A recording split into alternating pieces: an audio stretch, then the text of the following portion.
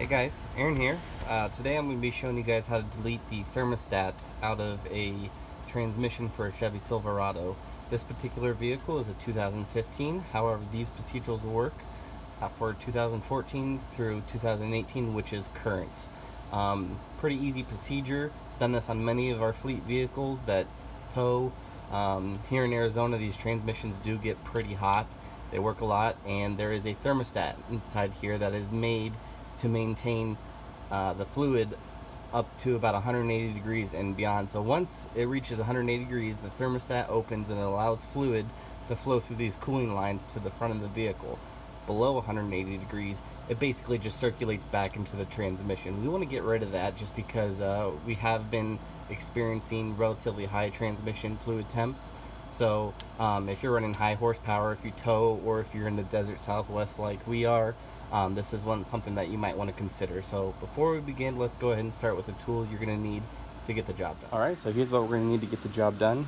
We're going to need a 13mm socket. You can go short weld, deep weld, doesn't matter. I'm using my power ratchet. It's a 3/8 power ratchet. I'm going to need a pick.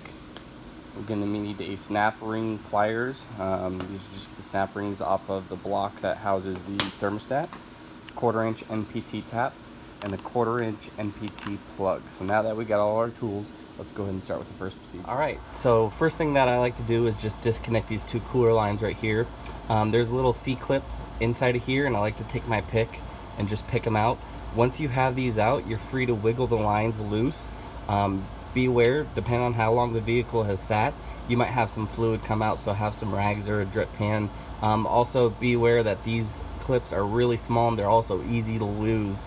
You can definitely get some at O'Reilly Auto Parts. I'll include a link in the description for the part numbers. So let's go ahead and remove these lines, and then we'll worry about getting this block off. Alright, so we have our lines disconnected. The next step is going to be removing this one 13mm headed bolt. Once we have this removed, we're free to take this housing off and take it to the workbench where we're going to be removing the thermostat. Alright, so here we have the thermostat housing on the vise. I'll just spray some WD-40. Helps the removal of this little plug and get your snap ring out. Next thing we're going to do is take some pliers and just work this plug. Thing that's helped me, just to take this half moon, kind of twist it and slowly pull up at the same time.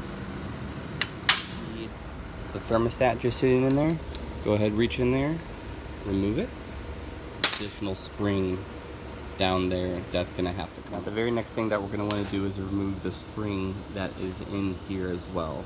There's a little clip that holds it in, so just take your needle nose and pull that out and remove that spring. So now that we've removed everything, you can see the spring, the thermostat, the keeper, the little pin right there. That's everything that we're going to be removing from the block. Now what we want to go ahead and do is tap. Use our tap and tap some threads into that recessed area right there. You don't need to go in too deep, just enough for about 5 or 6 turns for our plug. What I'm using is just a 1/2 inch socket to use, and I'm just going to turn it inside of here to tap our threads. Make sure you clean out any burrs of aluminum that you're making as well. You definitely don't want those to go inside of our system. Alright, so as you can see, we got it threaded and our plug is installed. That's going to basically just create a one-way path from the transmission to the cooler line, and it's not going to allow the fluid to recirculate. That's pretty much the point of this modification. So what I'm going to do now is grab my plug and put your snap ring back in. You may have to give this just a little tap to get it in there. Then I'm going to spray some WD-40 just make the snap ring go in there a little bit easier. So we got our snap ring back on. This unit is now ready to install and back into the train. Alright, so as you can see, we got everything back together. A couple quick notes. Don't forget to put your little plastic clips back on, your plastic covers. They just protect the seals. And then the torque specification is 15 foot-pounds for this bolt right here.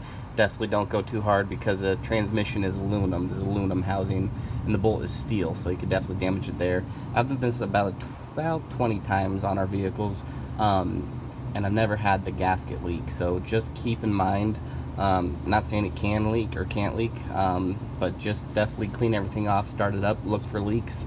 If it does leak, GM does stock, most dealerships stock the gasket that goes in here in between the block and the transmission. So that's pretty much it, guys. I hope this video has helped you out. If it has, please like and subscribe, and if you have any questions, leave something in the comment section. Take care.